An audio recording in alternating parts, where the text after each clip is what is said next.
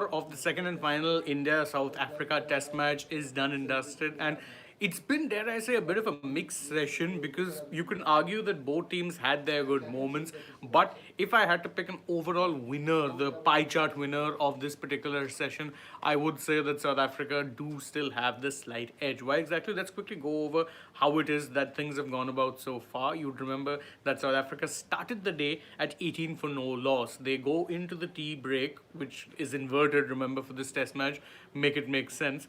It's been inverted, but they go into every single, or they go into this particular session 107 for 3. So they've lost 3 wickets, but they've also added about 90 odd runs to their target in the process, and or their total. And what makes it even worse, if you're an Indian fan, South Africa's lead is near 400. In fact, the lead currently at this point in time sits at 395 runs. So 395 runs is the lead that South Africa have as things stand. And well, truth be told, they could have actually put India back to follow on, because that was how big the lead was. And let's even say that India managed to dismiss them for 100. I think even these many runs would be far too much for India to chase down in this particular pitch, which, as a lot of you are pointing out in the comments, is in fact starting to get some turn and bounce, which is, well, never a good sign really. And it's pretty much the way a traditional Indian test wicket plays, right? You'd expect that it is good for batting, and then it starts to gradually deteriorate. We're seeing that gradual deterioration. We saw it to an extent yesterday. We're seeing it even more so now. The wickets are coming for the spinners. In fact, it is in fact Washington Sundar and Ravindra Jadeja who have gotten you these wickets. Jatu with 2, Sundar with 1. And truth be told, it's not going to get easier to bat on as the day goes on. We know that much. And at this point in time, South Africa really have the edge. They can actually bat another session and then potentially declare. Or they could, even if they want to really take things on the safe side, they can actually, I mean, let's see how it goes. I don't know. They can actually even choose to bat longer and only put India to bat with the last hour of the final session left if they really want to. I was saying yesterday that if you want to put it in the realm of impossibility, then make it a 500 run total, no problem. We're anywhere close. It's almost at 400 now. Add 100 or more runs at whatever pace, declare the innings. I don't think India are going to be able to get them out for underneath that much of a lead, barring a minor miracle or the pitch really starting to play some tricks, which we haven't seen so far. Sure, there's been turn and bounce, but that is pretty much what we expect from a traditional Indian track in that sense. So let's see how it is that it goes. But truth be told, whilst it's good for India in one sense that they managed to get 3 wickets, but at this point it doesn't really even matter. I mean, truth be told, 395 runs is the lead. They still have 7 wickets. You could see that towards the latter parts of the session, you had a Dezorzi and Stubbs, both of whom were looking to be a little conservative to begin with, but starting to play their shots. They were looking to actually get the run rate up a little bit. Obviously, yesterday they finished the rate of run rate around 4.5. Right now, it is 2.68, and they were never going to potentially go for that long. But for India, at this point, the strategy really would be to try and get a few more wickets, maybe force the issue. If they can do that, then potentially they're in with a chance. But otherwise, even then, assuming they get them out for a massive collapse, they'd still be chasing in excess of 400, which would require some pretty disciplined and good batting. You'll have to mix attacking enterprise with defensive solidity, something that we haven't really seen from this side so far in this test series. They had arguably some of the best batting conditions, and they still ended up managing to collapse for 201. So how it is that they go about things, I don't really know. As an Indian fan at this point, it just looks like you're staring at the inevitable. You know a test loss is coming, but you just don't know when exactly that will be. At this point, I think you're definitely in for a 5th day of the test match. You're getting there for sure, unless India massively collapsed today. I wouldn't put it past them, but I think truth be told, they're definitely going into the 5th day. How it is that that goes out, pans about, remains to be seen. But at this point, I think it's fair to say South Africa would be the much happier of the two sides. They've done a reasonable job. Yes, they lost 3 wickets, but the lead they had was so good that they only need about 200 odd runs, and India will be looking at a target of 500. 500 not happening, I don't think. Not with the way the pitch is deteriorating, not with the kind of batting that this current Indian team puts up.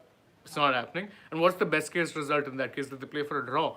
South Africa will take that just fine, because truth be told, they still win the series 1-0. So yeah, not really a great way that this test match is going. The only way you could have had some hope of potentially forcing a result is if you had gotten like 5-6 wickets in this session, and you'd have really forced South Africa to force the issue.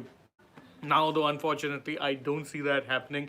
It's not been a great session. It's not been a bad session, but it's also not been a great session in the sense that it's nowhere close to what we're expecting. And South Africa, because of the buffer of the lead that they had, they're going to take this. They're already at nearly 400 runs as a lead, and I don't think they will really be too worried about how it is that they go about from now. 100 more runs, target of 500, never been chased in India. The highest is somewhere in the it's 387 if my memory serves me right.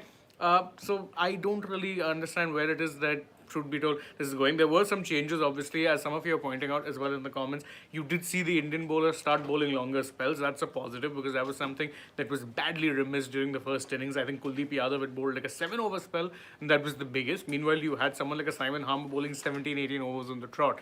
So clear and obvious captaincy flaw there. You've seen that change, but could very well be a case of too little too late at this point in time. So let's see how it goes. I'll take a few of your comments before winding up this particular live stream. Let's see. You've got Parth777 saying, Jadeja celebrating every wicket gives me an ick. Try to smell the coffee for once. I mean, yeah, I understand a bowler being happy when he gets wickets, but yeah, this is a bit of a no win or a no hope kind of a situation. Freaking Awesome says the highest ever successful run chase in the fourth innings in India is 387. Yes, that it is. India had done it against England at Chepauk in 2008. So they'll have to put up not only the highest ever run chase, the first ever 500 run chase potentially, and the highest run chase that you would have been facing in like 17 years. Oof. I don't think the hopes for that are very high, if I'm being honest with you. But let's see now how it goes. You've got Dex saying spinners are now bouncing wildly. Yeah, they're able to generate some good turn and bounce. Shashank asking, when will the squad be announced for the T20 series? Hasn't that already been done? Or if it hasn't, it'll be done soon enough. Ziad Julat says that South Africa will try and get 500. I agree. I think 500, you put it beyond the realm of any doubt. I think, see, realistically speaking, even this target, they're not chasing. Anything above 350 was always going to be problematic, was always going to be a tough chase. It's now gone above 400 potentially. 500 means they're putting it out of the realm of possibility, securing a 2-0 series win. I think that's what they will, in fact, look to do. I do agree with you. Then you've got Ashnik saying, why Washi before Kuldeep? Captaincy flaw? I mean, there is... Pant's captaincy has fair bit of time left, a lot to be desired, and I've personally never understood why it is that some people rate Pant highly as a captaincy candidate. I do not. Zia Jalal also saying they also won't throw their wickets away, which will make a collapse unlikely. I agree. I mean, see how it is that Stubbs and Dizorzi were going. They took their time before they started playing attacking shots. So they're not in the mood to throw their wickets away. They're in the mood to try and make as many runs as possible. So yeah, that is the way it is. A few more comments. Let's say Piyush Nandre saying, who will they sack now? They sack Rocco for the home loss and following Australia series. Thanks to the coach, Gigi Greg, Chappell, Gambhir era.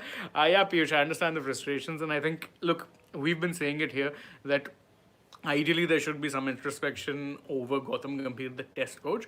No problem with what he's done in white ball cricket so far. I might not agree with some decisions there, but he's gotten new results. Here though, well, the results kind of speak for themselves and they are a little disastrous. Priyanshu says KL Rahul should step up in the last innings, played 67 tests, still keeps on playing when required. I agree. I think, yeah, it'll be a big... be a big call for sure if he'd need to potentially play a good knock. You've got Rafael Gautam asking if Gautam Gambhir is replaced, then who will come in? I don't know. You could give the reins to a VVS Lakshman maybe. I mean, usually the directors of the COE pretty much have first dibs on these jobs. So could very well be him. I don't think he'd be a bad option.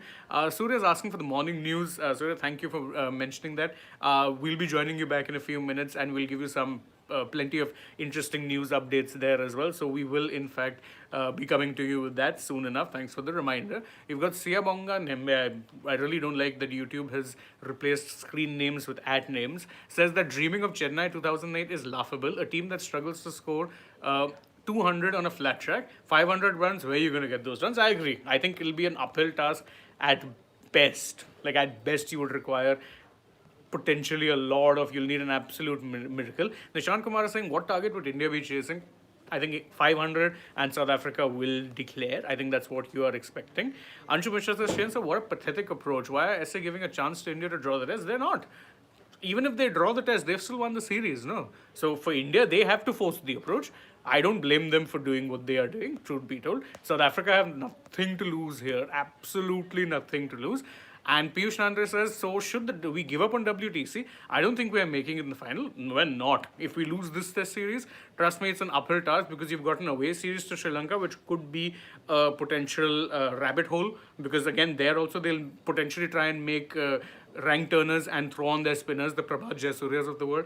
After that, you've got a two-test away series against New Zealand, and the only home series you have, Australia. Good luck with that. I don't think you're potentially making the World Test Championship final. That's another cycle you've sacrificed. The next best hope, 2029.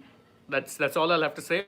But I'll take your leave now from this particular stream. The test match will be resuming in about 5-10 minutes. But I'll join you guys back. Stay tuned. We've got the morning update, plenty of news updates, interesting news updates, and a lot more coming your way through sports today. So thank you guys for joining us. As always, please don't forget, like, share, subscribe, tap the bell, follow us on social media. We're on Instagram, X, and Facebook. And stay tuned for more such updates from the world of sport.